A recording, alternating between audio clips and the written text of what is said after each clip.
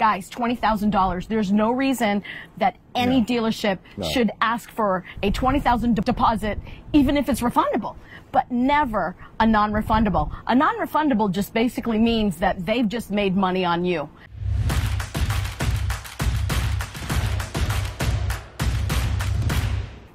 It's Laurel and Pierre with Blue Ox RV Inspection. You know, RVers, they can't be too picky. Get over yourself. It's a frickin' RV. Yes, this is exactly what we have heard directly out of the mouth of a gentleman that works at a pretty big RV dealership. Not only one, we hear that quite often. You're being nice. I mean... You mean like the girl that walked by me one day when we were putting away our tools? She didn't even look at us, but she recognized our Jeep. She knows what we're doing. She's just walking straight ahead to go to have lunch, and she says, "Isn't it something that we're all making money off from selling these glorified pieces of shit?" Yes. True statement. That's exactly quoted directly from what she had said. And this is what you're buying. So we didn't make that up, but we're in the field, so we see it quite a bit. So the statement is not that far-fetched. We kind of understand what they're saying, and you look at a fifth wheel at a $80,000 to $100,000, or you look at a unit of $300,000, $400,000, $600,000. For me, I don't see the difference. The cabinets are fancier. It looks neater. They try to have more mirrors, so it looks more glamorous. Or there's a brand name in the front that we want to be part of that group. The cult. You know what I'm saying? I'm not going to name any name. The juice drinkers? Exactly. I've been a juice drinker too. Yes. It's all right. I've definitely been a juice drinker. I agree with all of you. If you've got something you love, you know what? You go with your gut. But you also need to go with your gut when there's possible issues. And I just want to open this up because, like Laurel said, there's groups out there, and I appreciate the group because it gives you insight on your brand, the unit you're looking at, the manufacturer you're looking at. But please, people who are in this brand, be honest. Listen, I got a repetitive problem with this Aqua. Okay, and my slide out on this side is always a problem. Why don't you say so? Be honest. I understand you drink the juice, but the only way they're going to better themselves is if they actually learn, the manufacturer and brand name actually learn, oh, this customer is doing this all the time. So join those Facebook groups for the manufacturer or model of the RV that you're looking for, that you love. Join those Facebook groups and listen to the owners on what they're saying. It's not all positive, but even some of the negative, it's not that you don't want to buy the RV. It's just to give you a heads up of the issues that you may encounter. Which brings us to the topic of why you hire RV inspectors. What's the advantage of hiring an inspector? Why are they so afraid of you hiring an inspector? So I'd like to know, I'd like Laurel to share with us how she sees it when we end up at a dealership. How do dealership or seller or salespeople judge us as inspector? Because remember, we have nothing, we know nothing. We're failed technicians that became inspectors. We've heard that one before, just saying. They, as in dealerships, are telling customers, not just ours, but any customer, that an RV inspector is just being hired to find things that are wrong. I don't know about you, but isn't that the reason? And the hope is that it's not a major issue. The hope is it's minor issues that you can walk away with peace of mind knowing that these things can get fixed before you leave the dealership. But if there are major issues to be found, guess who's not going to be really happy? The dealership. The dealership's not going to be happy because they were trying to sell you something and was in hopes that you weren't going to have an inspector that would find it. I think you touched a point. They all hope that you will not get an inspector, and that's why when you go in an RV dealership, for all of you who's never been there or has been there 2, 3, 5 times in your lifetime, they will tell you, don't worry, it's under warranty. You don't need to worry about nothing. Everything's under warranty for a year. Wait, is it my original warranty with the RV or the extended warranty that they're going to sell me for $13,000, $15,000, $20,000? Which warranty? That's the one I want to know. Okay, if it's part of the basic warranty of the 1-year manufacturer or the 2-year manufacturer, you got to check one thing, because if you want to go back to the manufacturer or to the dealership, they can't get you in before 13 months. So you have a year warranty. Just keep this in mind. Do the math. Then if you have 2-year warranty, well, you might have to go to Indiana. All right, so if you call now, you might have an appointment in 6-7 months. Okay, so you got better chance to go to Indiana. Indiana? Well, if I live in Chicago, it ain't too bad. It's a couple of hours away. If I live in Texas, okay, how many miles is that again? If I live in Florida, how many miles is that? Wouldn't you prefer to have one of us numbnuts go to your unit and tell you, hey, listen, this is what we have here. Here's your list that's going to be on a CRL, which is your create repair list, which I will link a video above that will describe the CRL list.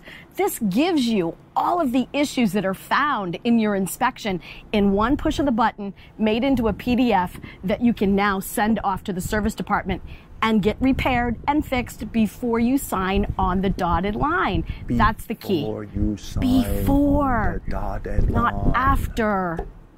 The minute you sign those documents, yes, finance are not going to be happy. The minute you sit down in that office and you finalize those papers, because they told you, don't worry, Laurel, don't worry, Donna.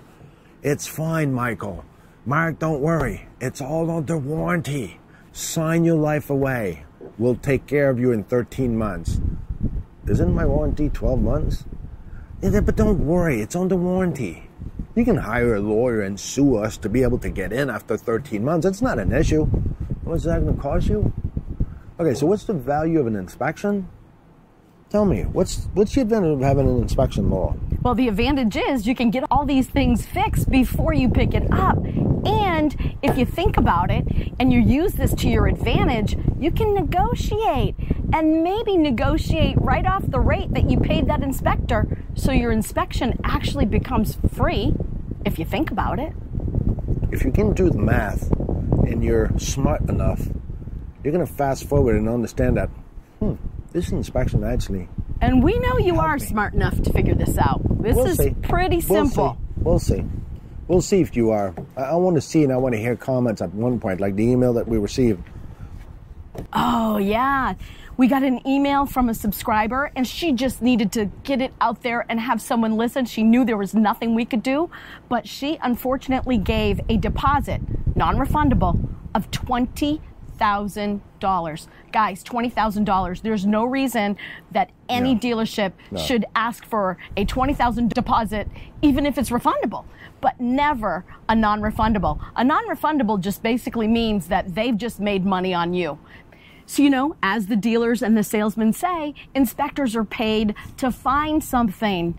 But let me ask you, in the comments below, tell us, do you check your propane? Can you check for hot skin? Can you check up on the roof? Can you go under the undercarriage? Do you check your cross members, your I-beams, your axles? Do you check for mold, water intrusion? All these things. Do you check your oops switch? These are things that we check. Those are just a few of the things that are on our list of things to check for you to keep you safe. So we don't know what we don't know. That's the disadvantage of some field that we get into, even if we have a lot of experience in some areas, some fields.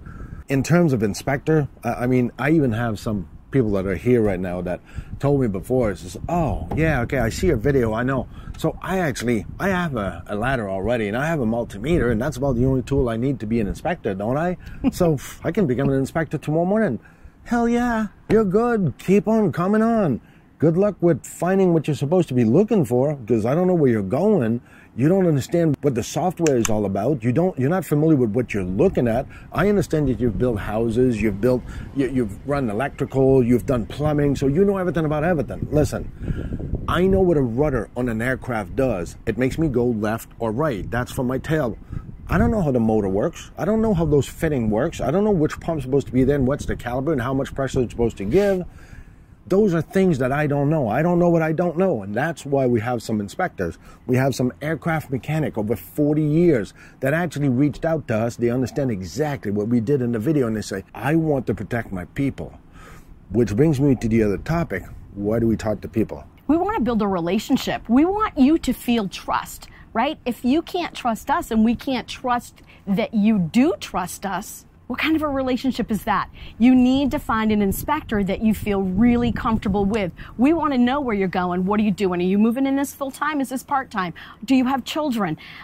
All these things that just kind of build the relationship that we feel is important. We're not going to build a relationship through text or an email. And this is why we also don't give prices through text or an email. We want to know what type of a journey you're heading on to. For us, it means something. For you, if it's all about economic, there's a lot of wet noodles out there that you can hire for nothing. There's even corporation that sell services for $400 or $500 for an inspection. Bargain shopping. Bargain shopping. That's what that's called. They do cars. And all of a sudden, they'll do RV as well because there's 4 wheels, there's an engine. Why wouldn't I do this? And look at a couple of doors and open them and close them like we've done some videos before when we look at customers like, not you, but other people that look at units and they open the door of the storage bay and they close it. They open, they close. That closed really nice. Wow, Yeah. Smooth. That's a good RV right there. If you like our videos, please give us a thumbs up, hit subscribe, and share with your friends. We need to get the word out about RV inspection. Hey. Walter Rafalski, you. We're talking about you. Yes. Hey, get up and get us a cup of coffee. Just kidding. We love that you comment on our videos. Thank you so much for watching, and keep commenting. We love to hear from you, Walter. So do you still worry and wonder if you need to hire an RV inspection team to give your potential RV a proctology exam? Tell us in the comments below. So remember, and do never forget. It's not about the destination. It's all about the journey. I agree with all of you. If you've got something... Yes, go ahead. So since I got to modify it, how are you welcome? Let me try to do this. You can recut it, whatever you want. Honey. How are we welcomed? No, I'm serious. I've got to ask you, how are we welcomed? Yeah. Okay, stop and let me think how to go from your French terminology. I think you were looking towards there. I don't think so. I was talking to you. Typically, when I talk to somebody, I look at them. Hey, subscriber shout out. Walter. Oh, no. You. Walter Philos. What is his name? Wait a minute. I totally didn't get Rafalski. Okay. Hey.